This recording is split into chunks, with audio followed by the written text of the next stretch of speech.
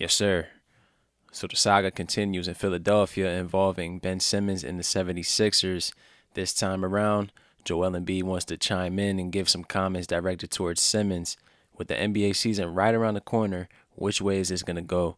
Jalen and Jacoby going to talk about it. I'm going to give my 2 cents just because Joel Embiid made some comments and it's just like, dude, are you serious? The drama around Philadelphia and Joel Embiid and Ben Simmons continues, and Embiid did not squash any of the drama with these comments about Simmons and the Sixers. Our teams have always been built around these needs.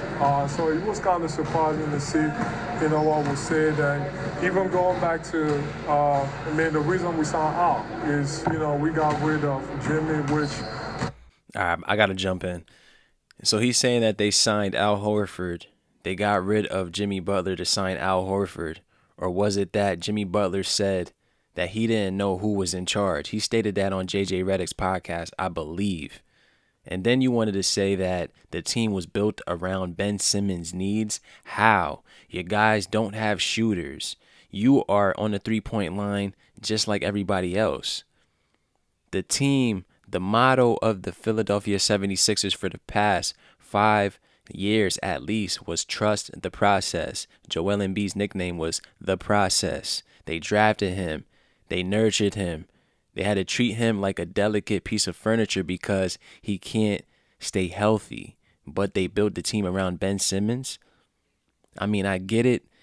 And I'm not going to say there's anything wrong with Joel Embiid being the main guy to speak up because this is some BS and it has to be taken care of. But you have to take that up with management. With you just being a player, it's not in your control. So right now you're just making the situation more worse. We already knew that the chemistry wasn't there and this wasn't going to work out with Ben Simmons and Joel Embiid. You got Joel Embiid sitting on the three-point line. It's kind of resembling what's going on in Dallas with Luka and KP. I think it was a mistake, just to make sure that, he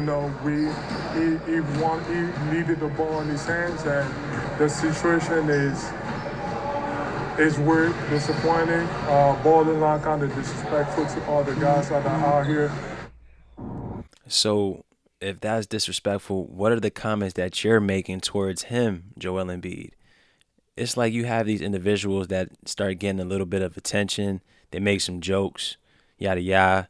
Now they feel like they could just talk shit any and every time they get a chance. Meanwhile, they're not making the situation any better, just egging it on.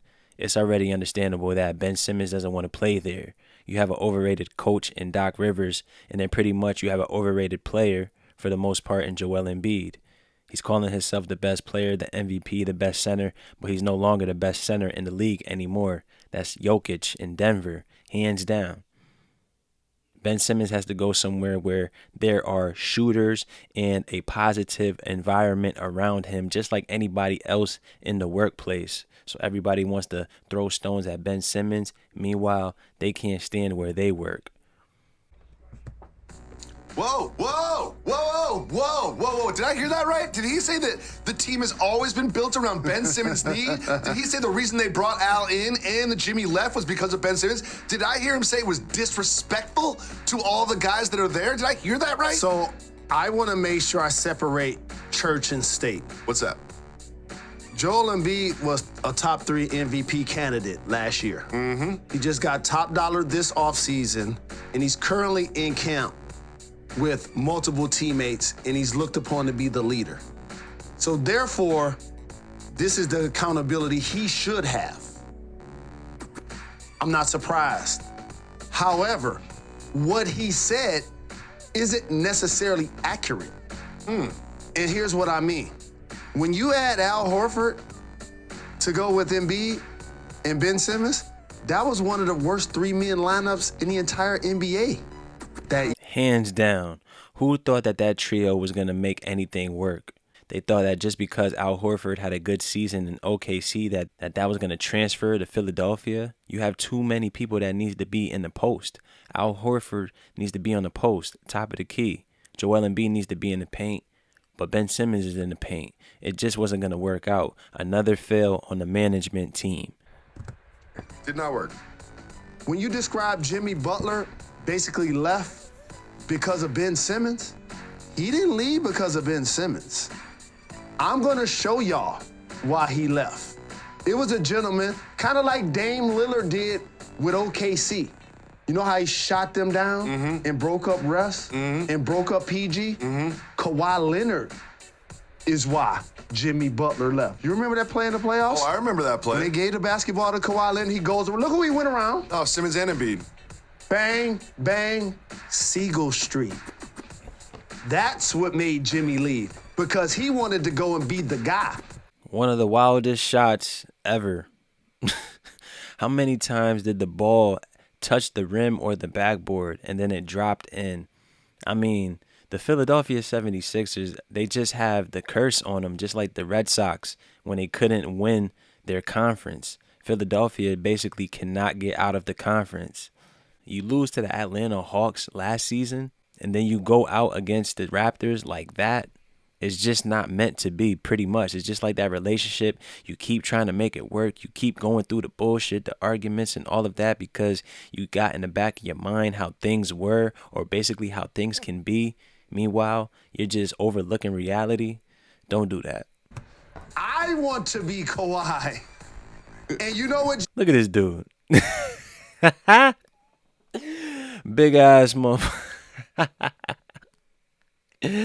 This big motherfucker crying like a big ass baby. Oh my goodness, man. And got the nerve to talk shit. He did.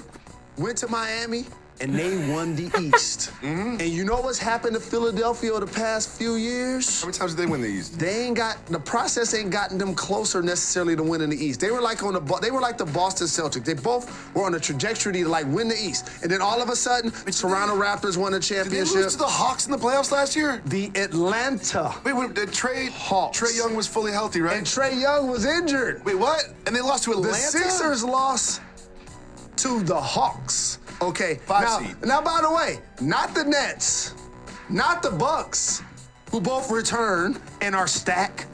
Miami, did I mention Jimmy Butler wanted to be the guy? Miami is now better than the Sixers. And so when you look at the totality of the relationship of what the Sixers tried to do, this is why you bring in Daryl Morey, right? If you see that Ben Simmons and Joel Embiid can't coexist, maybe try to move him for a James Harden or something like that. They tried. Right? But that's why you bring him in, though. That's the point. Like, you bring him in to be that puppet master that if the Harden deal don't work, we got Daryl, we got Ben, we gonna get a deal done. Daryl got outgoing calls on his phone to every other GM every day. And Every day. now there's another person they brought in, Doc Rivers. Championship coach, right? You see One time, and we're not talking about if he won a championship as a player. He won a championship a while ago off the backs of veterans. He hasn't done a thing since. Blowing 3-1 leads, and he basically egged on this situation talking about he doesn't know if he can win with Ben Simmons. Heavily overrated. the weaknesses in Ben Simmons' game. Do you remember when he was announced as a head coach that he said that Simmons and Embiid can work together and that it was going to work and he can make it work? Did he? That was what he's paid to do. And then at the end of this season, he said he didn't know if Ben was going to be the kind of guy that you can win a championship with playing that position. So it's not just a Ben Simmons problem. And so you know what Ben is doing? Since y'all so good, go win without me. Well, we will see just how much winning they do without him, and we will see when they trade him. That pretty much sums it up. The 76ers are going to have to stop bashing Ben Simmons in the media and make this happen behind the scenes.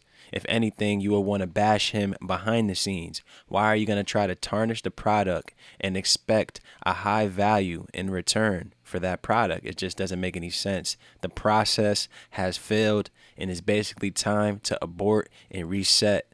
And you might just need to clean house with everybody. That's my opinion, though. It's enough of that. I'm out.